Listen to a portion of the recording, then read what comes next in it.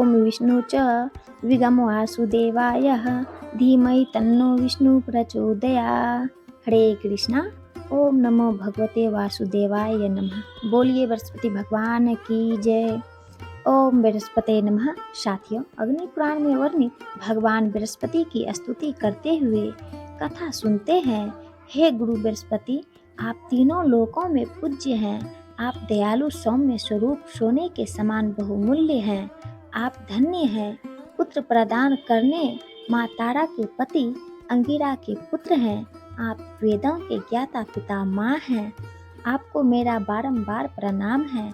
अग्नि पुराण के अनुसार नारद जी कहते हैं कि इस काली काल में बृहस्पतिवार व्रत करने से मनुष्य की सभी मनोकामनाएं पूर्ण होती हैं।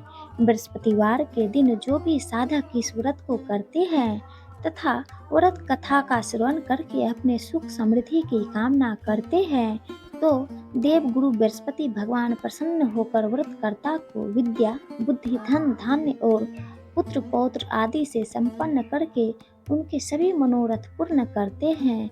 जिस पर भी गुरु बृहस्पति प्रसन्न होते हैं तो उस व्यक्ति को सुख समृद्धि का स्वामी बना देते हैं। इसलिए बृहस्पतिवार के दिन हर स्त्री पुरुष को बृहस्पतिवार का व्रत करके व्रत कथा को अवश्य ही सुनना चाहिए। इससे घर परिवार में खुशहाली बनी रहती है एवं सुख शांति समृद्धि का आगमन होता है। तो आइए अब सुनते हैं बृहस्पतिवार व्रत कथा। भारतवर्ष में एक प्रतापी और दानी राजा राज्य करता था। वह नित्य गरीबों और ब्राह्मणों की सहायता करता था। यह बात उसकी रानी को अच्छी नहीं लगती थी। वह ना ही गरीबों को दान देती, ना ही भगवान का पूजन करती थी और राजा को भी दान देने से मना किया करती थी। एक दिन राजा शिकार खेलने वन को गए हुए थे तो रानी महल में अकेली थी।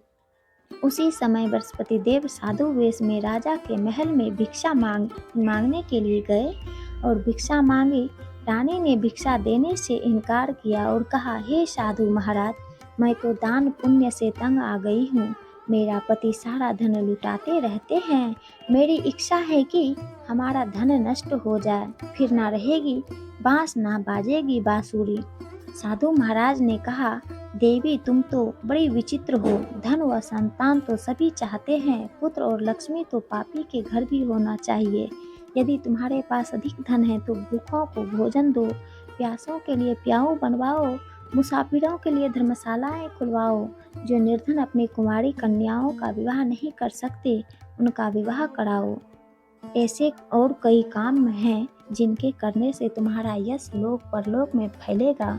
परंतु रानी पर उपदेश का कोई प्रभाव ना पड़ा। वह बोली, महाराज आप मुझे कुछ ना समझाइए। मैं ऐसा धन नहीं चाहती जो हर जगह बांटती फिरूं। साधु ने उत्तर दिया, यदि तुम्हारी ऐसी इच्छा है तो तथास्तु। तुम ऐसा करना कि बृहस्पतिवार को घर लीपकर पीली मिट्टी से अपना सिर धोकर स्नान करना, भट्ठी चढ़ाकर कपड़े धोना। ऐसा करने से आपका सारा धन नष्ट हो जाएगा। इतना कहकर वह साधु महाराज वहां से अंतर ध्यान हो गए। साधु के अनुसार कही बातों को पूरा करते हुए रानी को केवल 3 बृहस्पतिवार ही बीते थे कि उसकी समस्त धन संपत्ति नष्ट हो गई। भोजन के लिए राजा का परिवार तरसने लगा। तब एक दिन राजा ने रानी से बोला कि हे रानी, तुम यहीं रहो, मैं दूसरे देश को जाता हूँ, क्योंकि यहाँ पर सभी लोग मुझे जानते हैं, इसलिए मैं कोई छोटा कार्य नहीं कर सकता। ऐसा कहकर राजा परदेश चला गया। वहाँ वह जंगल से लकड़ी काट कर लाता और शहर में बेचता। इस तरह वह अपना जीवन व्यतीत करने लगा। इधर राजा के प्रदेश जाते ही रानी और दासी दुखी रहने लगी। एक बार जब रानी और दासी को 7 दिन तक बिना भोजन के रहना पड़ा तो रानी ने अपनी दासी से कहा, हे दासी, पास ही के नगर में मेरी बहन रहती है, वह बड़ी धनवान है। तो उसके पास जा और कुछ ले आ ताकि थोड़ी बहुत गुजर बसर हो जाए। दासी रानी की बहन के पास गई। उस दिन गुरुवार का दिन था और रानी की बहन उस समय बृहस्पतिवार व्रत की कथा सुन रही थी। दासी ने रानी की बहन को अपनी रानी का संदेश दिया, लेकिन रानी की बड़ी बहन ने कोई उत्तर नहीं दिया। जब दासी को रानी की बहन से कोई उत्तर नहीं मिला तो वह बहुत दुखी हुई और उसे क्रोध भी आया। दासी ने वापस आकर रानी को सारी बात बता दी। सुनकर रानी ने अपने भाग्य को कोसा।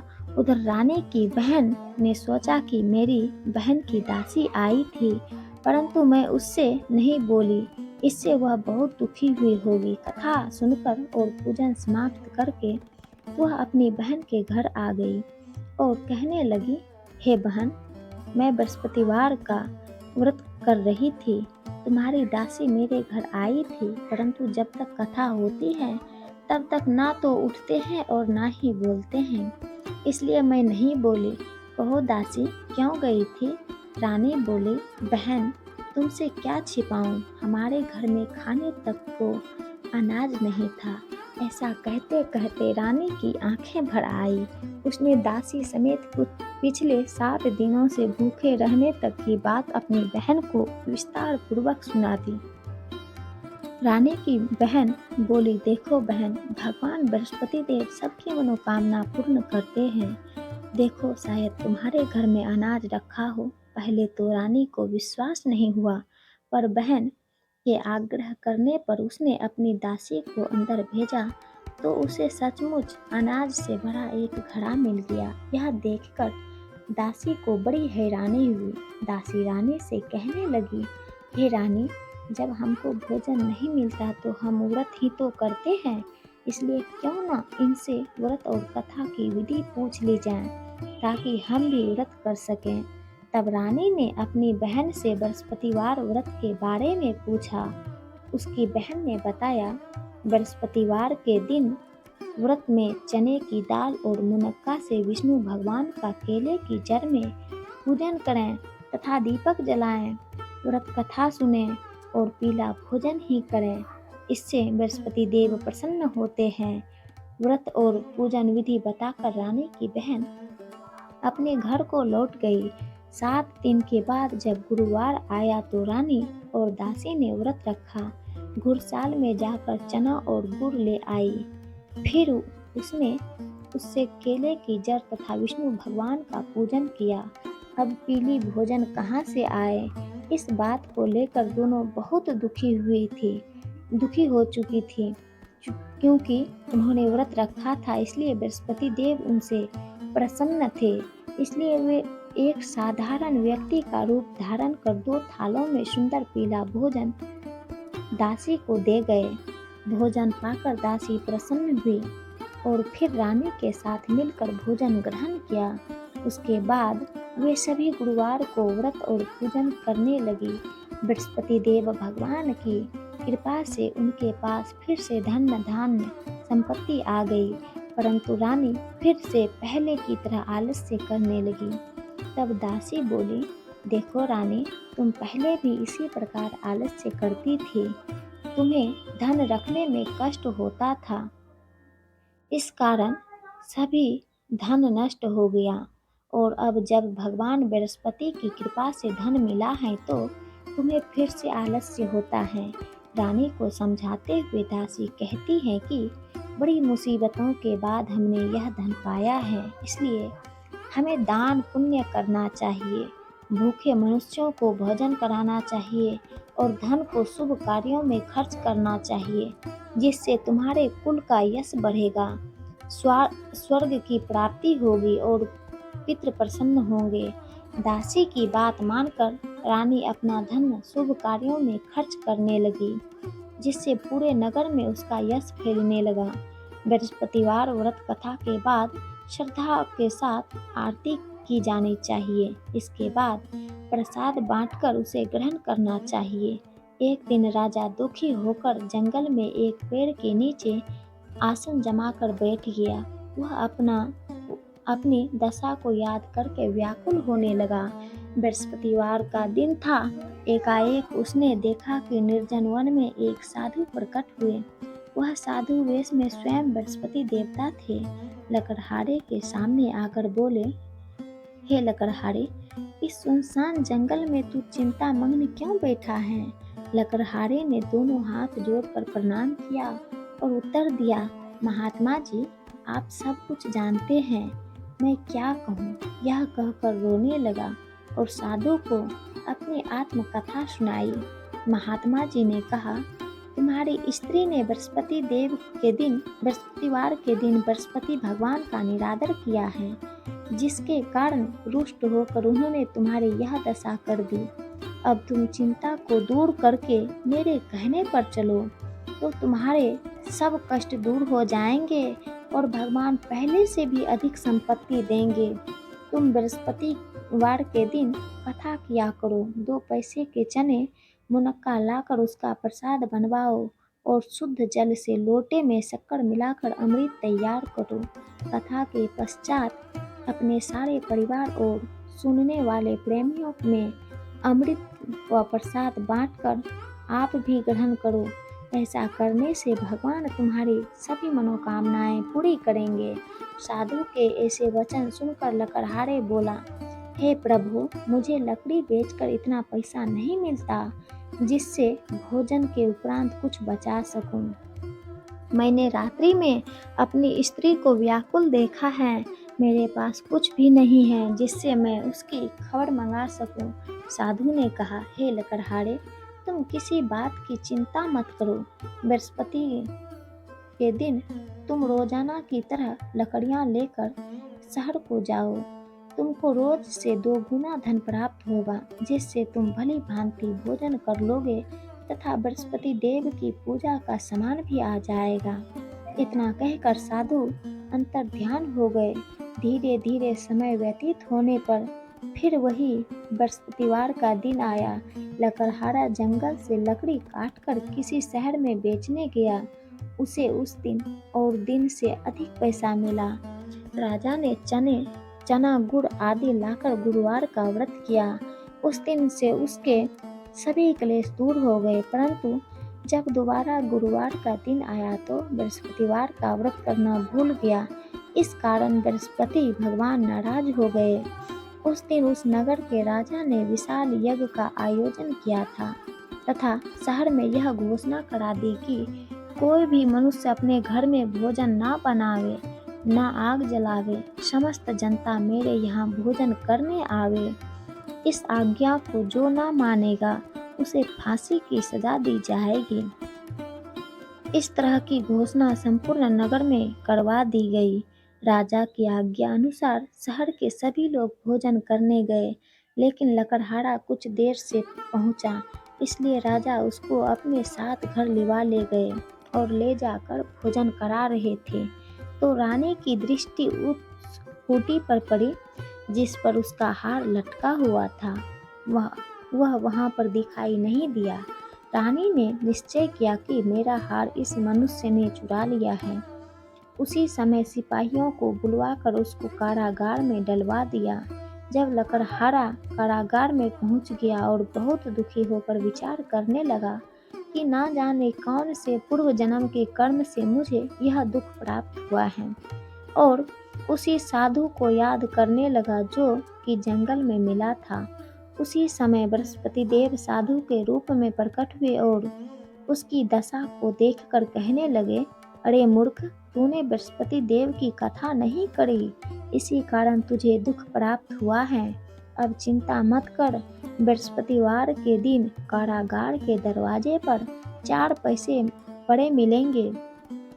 उनसे तू बृहस्पति देव की पूजा करना, तेरे सभी कष्ट दूर हो जाएंगे। बृहस्पतिवार के दिन उसे 4 पैसे मिले। लकड़हारे ने कथा कही। उसी रात्रि को बृहस्पति देव ने उस नगर के राजा को स्वप्न में कहा, हे राजा, तुमने जिस आदमी को कारागार में बंद कर दिया है वह निर्दोष है, वह राजा है, उसे छोड़ देना। रानी का हार उसी खूंटी पर लटका हुआ है। अगर तू ऐसा नहीं करेगा तो मैं तेरे राज्य को नष्ट कर दूंगा। इस तरह रात्रि के स्वप्न को देखकर राजा प्रातः काल उठा और खूंटी पर हार देखकर लकड़हारे को बुलवाकर क्षमा मांगी तथा लकड़हारे को योग्य सुंदर वस्त्र आभूषण देकर विदा कर दिया। बृहस्पति देव की आज्ञा अनुसार लकड़हारा अपने नगर को चल दिया। राजा जब अपने नगर के निकट पहुंचा तो उसे बड़ा आश्चर्य हुआ। नगर में पहले से अधिक बाग, तालाब, कुएं तथा बहुत सी धर्मशालाएं, मंदिर आदि बन गई हैं। राजा ने पूछा कि यह किसका बाग और धर्मशाला है। तब नगर के सब लोग कहने लगे, यह सब रानी और बांदी के हैं। तो राजा को आश्चर्य हुआ और गुस्सा भी आया। जब रानी ने यह खबर सुनी कि राजा आ रहे हैं, तो उन्होंने बांदी से कहा कि हे दासी, देख राजा हमको कितनी बुरी हालत में छोड़ गए थे। हमारी ऐसी हालत देखकर वह लौट न जाए, इसलिए तू दरवाजे पर खड़ी हो जा। आज्ञा अनुसार दासी दरवाजे पर खड़ी हो गई। राजा आए तो उन्होंने अपने साथ लिवा लाई। तब राजा ने क्रोध करके अपनी रानी से पूछा कि यह धन तुम्हें कैसे प्राप्त हुआ। तब उन्होंने कहा, हमें यह सब धन बृहस्पति देव के इस व्रत के प्रभाव से प्राप्त हुआ है। राजा ने निश्चय किया कि 7 रोज बाद तो सभी बृहस्पति देव का पूजन करते हैं, परंतु मैं प्रतिदिन मैं 3 दिन में 3 बार कहानी तथा रोज व्रत क्या करूँगा। अब हर समय राजा के दुपट्टे में चने की दाल बंधी रहती तथा दिन में 3 बार कहानी कहता। एक रोज राजा ने विचार किया कि चलो अपनी बहन के यहाँ हो आवें। इस तरह निश्चय कर राजा घोड़े पर सवार होकर अपनी बहन के यहाँ को चलने लगा। मार्ग में उसने देखा कि कुछ आदमी एक मुर्दे को लेकर जा रहे हैं। उन्होंने रोककर राजा कहने लगा, अरे भाइयों, मेरी बृहस्पति देव की कथा सुन लो। वे बोले, लो, हमारा तो आदमी मर गया है, इसको अपनी कथा की पड़ी है। परंतु कुछ आदमी बोले, अच्छा कहो, तुम्हारी कथा भी सुनेंगे। राजा ने दाल निकाली और जब कथा आधी हुई थी कि मुर्दा हिलने लगा, और जब कथा समाप्त हो गई तो राम राम करके मनुष्य उठकर खड़ा हो गया। आगे मार्ग में उसने एक किसान खेत में हल चलाता मिला। राजा ने उसे देख और उससे बोले, अरे भाई, तुम मेरी बृहस्पतिवार की कथा सुन लो। किसान बोला, जब तक मैं तेरी कथा सुनूंगा तब तक 4 हड़ैया जोत लूंगा। जा अपनी कथा किसी और को सुनाना। इस तरह राजा आगे चलने लगा। राजा के हटते ही बैल पछाड़ खाकर गिर गया तथा किसान के पेट में बड़ी जोर का दर्द होने लगा। उसी समय उसकी माँ रोटी लेकर आई। उसने जब यह देखा तो अपने पुत्र से सब हाल पूछा और बेटे ने सभी हाल कह दिया। तो बुढ़िया दौड़ी दौड़ी उस घुड़सवार के पास गई और उससे बोली कि मैं तेरी कथा सुनूंगी, तू अपनी कथा मेरे खेत पर चलकर ही कहना। राजा ने बुढ़िया के खेत पर जाकर कथा कही, जिसके सुनते ही वह बैल उठकर खड़े हो गए तथा किसान के पेट का दर्द भी बंद हो गया। राजा अपनी बहन के घर पहुंचा। बहन ने भाई की खूब मेहमानी की। दूसरे रोज प्रातः काल राजा जगा तो वह देखने लगा कि सब लोग भोजन कर रहे हैं। राजा ने अपनी बहन से कहा, ऐसा कोई मनुष्य है जिसने भोजन नहीं किया हो, मेरी बृहस्पतिवार की कथा सुन ले। बहन बोली, हे भैया, यह देश ऐसा ही है कि पहले यहाँ के लोग भोजन करते हैं, बाद में अन्य काम करते हैं। अगर कोई पड़ोस में हो तो देख आऊं। वह ऐसा कहकर देखने चली गई, परंतु उसे कोई ऐसा व्यक्ति नहीं मिला जिसने भोजन ना किया हो। अतः वह एक कुम्हार के घर गई, जिसका लड़का बीमार था।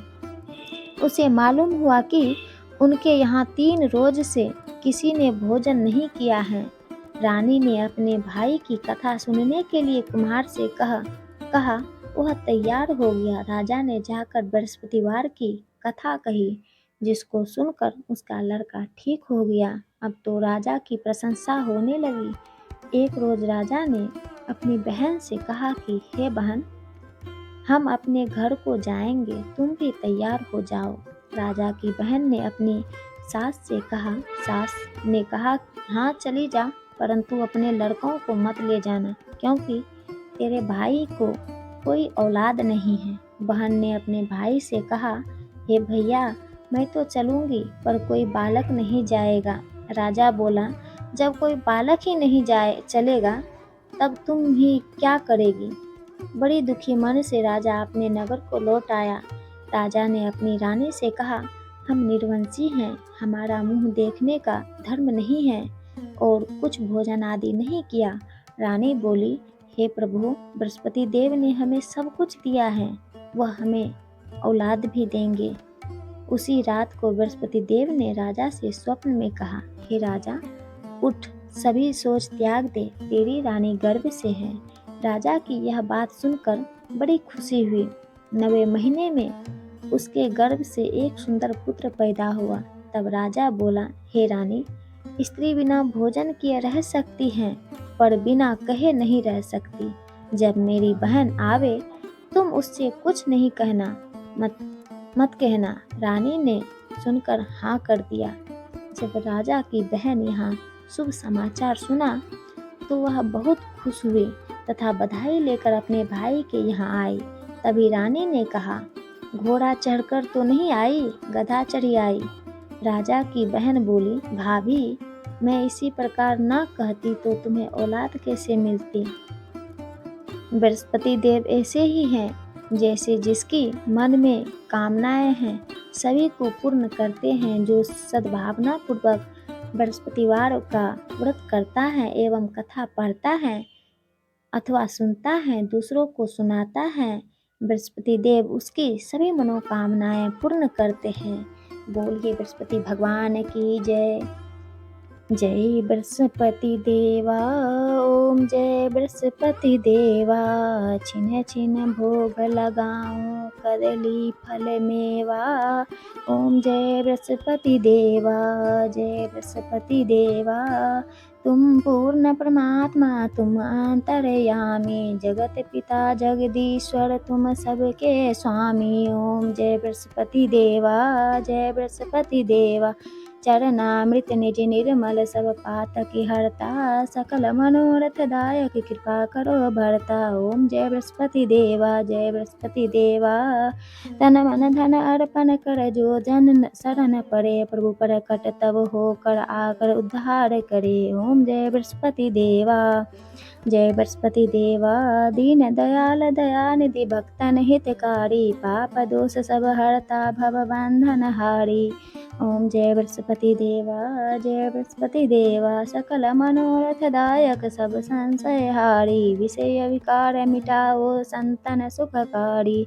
जय बृहस्पति देवा, ओम जय बृहस्पति देवा। जो कोई आरती तेरी प्रेम सहित गावे, जेठानंद आनंद कर श्री निश्चय पावे। ओम जय बृहस्पति देवा, जय बृहस्पति देवा। सब बोलो विष्णु भगवान की जय।